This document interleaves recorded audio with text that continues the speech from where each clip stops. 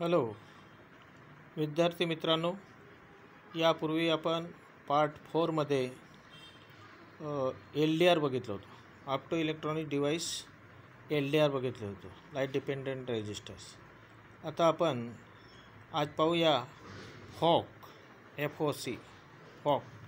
याचा long form होतं fibre optic communication. Fibre optic communications याचा डिटेल्स तुम्हाला सेकंड पेपरमध्ये पण पाहायला मिळेल. त्याच्यात ब्लॉक डायग्राम्स आणि प्रत्येक ब्लॉकचं वर्णन.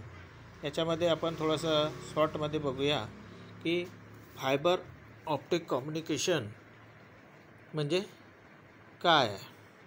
तर fibre optic communication is a method of transmitting information.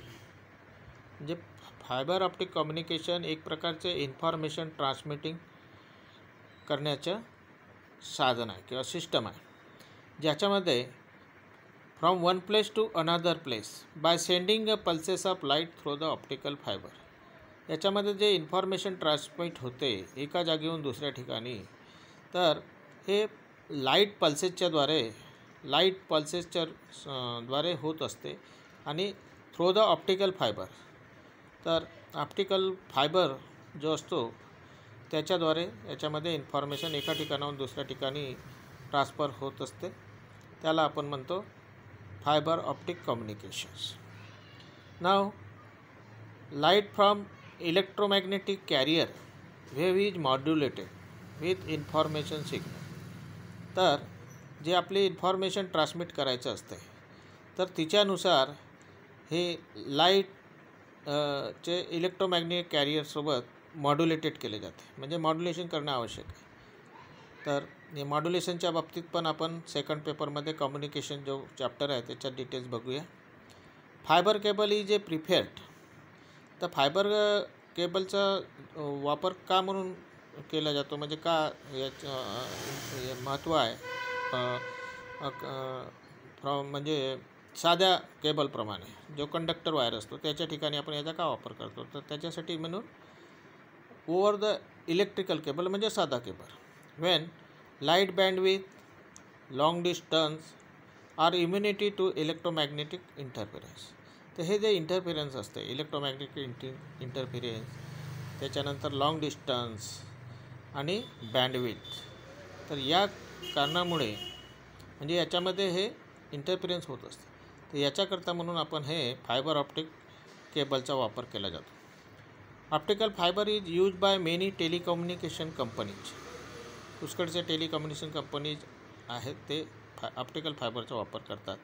कशा करतात, तर to transmit the telephone signal transmit करण्याकरता, internet communication and cable television signal also.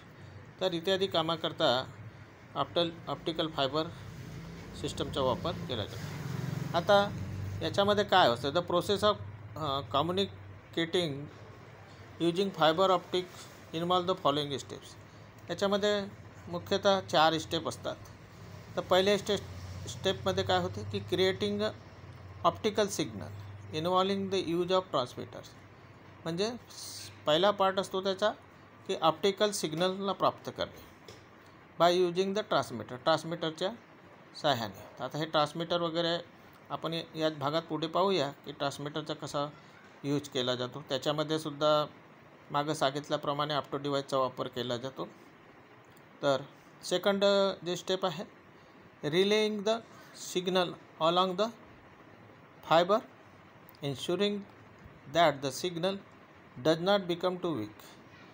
म्हणजे याच्यामध्ये सिग्नल रिले केले जाते फायबर ऑप्टिक केबलद्वारे की ते सिग्नल्स जास्त वीक होणार नाही, याचासुद्धा हे घेतला जातो, आपल्याला प्रिकॉशन घेतले.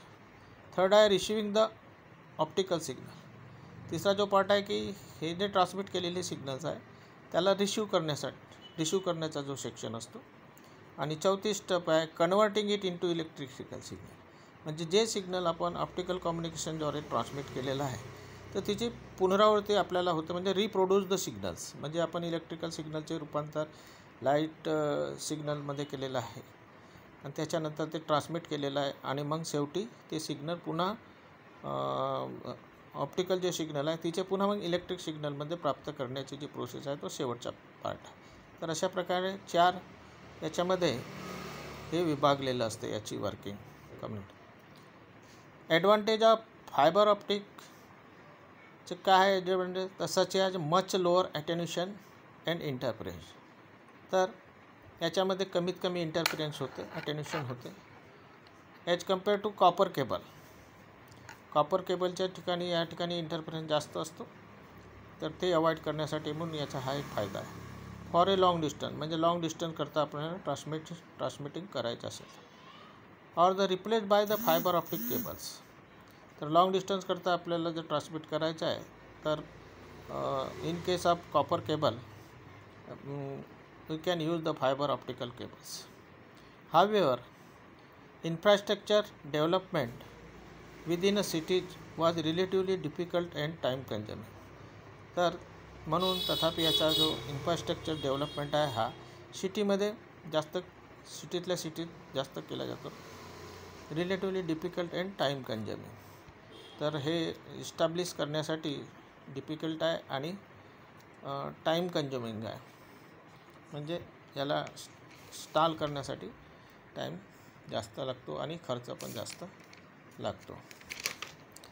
त्याच्यानंतर आहे fibre optic system are complex and expensive to install and operate. आताच मी सांगितलेलं आहे की फायबर ऑप्टिक सिस्टम जी आहे थोडी गुंतागुंतीची आहे, कॉम्प्लेक्स आहे आणि खर्चिली आहे, एक्सपेन्सिव्ह आहे.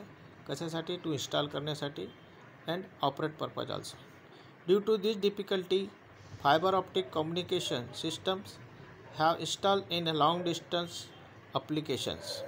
म्हणजे ज्या ठिकाणी लॉंग डिस्टन्सला आपल्याला ट्रान्समिट करायचे सिग्नल त्या ठिकाणी म्हणून याचा वापर जास्त करतात. Where they can be use to their full transmission capacity offsetting the increase the cost. तर अशा ठिकाणी याचे फुल ट्रान्समिशन कॅपॅसिटीसाठी offsetting the increase the cost. तर याच्यासाठी कॉस्ट पण जास्त वाढते जर लॉंग डिस्टन्ससाठी याचा वापर केला. तर थोडक्यात याचा ब्लॉक डायग्राम पहा. हा फारच म्हणजे शॉर्टमध्ये दिलेला आहे, म्हणजे 3च ब्लॉक दिलेले आहेत. तर पहिला जो आहे पोर्शन हा सेक्शन जो आहे हा ट्रान्समीटर आहे. दूसरा जो आहे तो एम्प्लीफायर आहे आणि चौथा लास्ट स्टेज जहाँ record the original signals in form of electrical signals, so that is the receiver. हे या ठिकाणी तुम्हाला हे दाखवलेलं आहे नळीसारखं. तर हे एक प्रकारचे केबल आहे आणि याच्यामधून हे डॉटेड जे सिग्नल दिलेलं आहे हा फायबर केबल आहे हा, आणि याच्यामधून हे लाईट सिग्नल जे असतात ज्याला ऑप्टिकल लाईट म्हणतात हा याच्यामधून ट्रान्समिट केला जातो. ओके. तर हे ब्लॉक डायग्राम आहे, block diagram of fibre optical communication. तर याचा पहिला पार्ट पाहूया आपण. ट्रान्समीटर म्हणजे ज्या ठिकाणाहून हे सिग्नल ट्रान्समिट होते त्याला ट्रान्समीटर असे म्हणतात. तर most commonly use optical transmitter are semiconductor device are late. सुरुवातीला सांगितलं होतं मी की ट्रान्समीटरसाठी मी ह्या ठिकाणी LED वापर केला जातो. कोणता? LED काय आहे? हा फोटो डिव्हाइस आहे. तर हे LED जे तयार केलेलं असते सेमीकंडक्टर डिव्हाइसपासून तयार केलेलं असतं, तर याचा उपयोग केलेला असतो. And laser diode also. Laser डायोडचा बी या ठिकाणी उपयोग केला जातो. आपण लेझरचा अर्थ काय होते मला माहितीच आहे की light amplification and by stimulation emission radiation. याचा हा लॉंग फॉर्म होते. पुढे आपण अजून पाहूया याला डिटेल. लेझर्स तुम्हाला मिळेलच ब्लॉक डायग्राममध्ये. LED produce inherent light incoherent light while laser diode produce the coherent light. तर LED जी असते ते इनकोहरंट लाईट प्रोड्यूस करते, जेव्हा की लेझर डायोडचा कोहरंट प्रोड्यूस करतो, लाईट प्रोड्यूस करतो.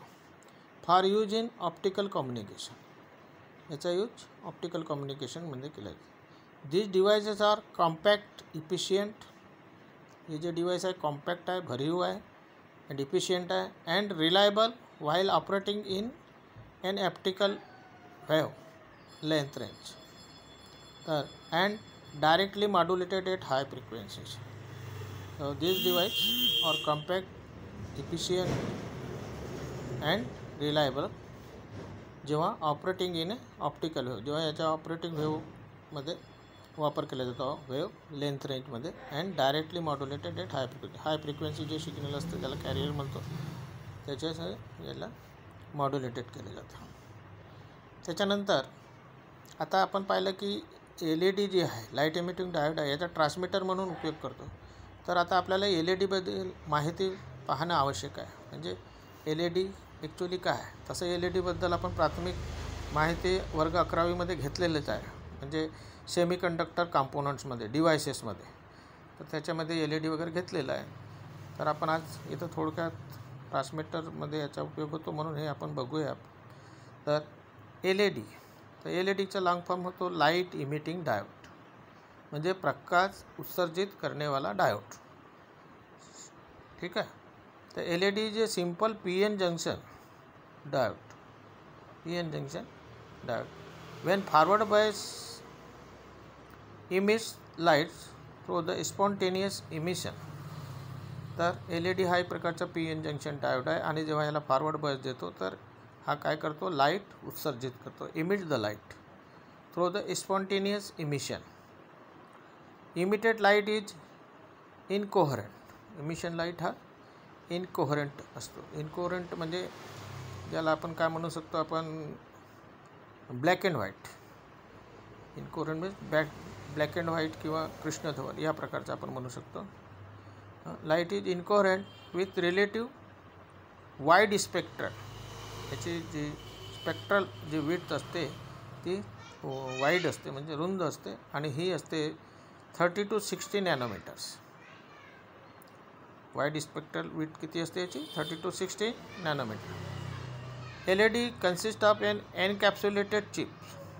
आता कन्स्ट्रक्शन आपण पाहूया पुढच्या पॅरेग्राफमध्ये, की एक प्रकारचं एनकॅप्सुलेटेड चिप असते. चिप म्हणजे अशी गोलाकार चिप असते ऑफ सेमीकंडक्टर. सेमीकंडक्टर डायोडपासून तयार केलेले. पहा याच्यामध्ये हे त्याचं कन्स्ट्रक्शन्स आहे याप्रमाणे. हा PN junction diode PN junction आहे, आणि एनकॅप्सुलेटेड म्हणजे खालची रेषा न बघता वरची रेषा बघायची याप्रमाणे. म्हणजे फेरिपिकल स्ट्रक्चर म्हणतात त्याला, पेरिपेरियल स्ट्रक्चर आहे.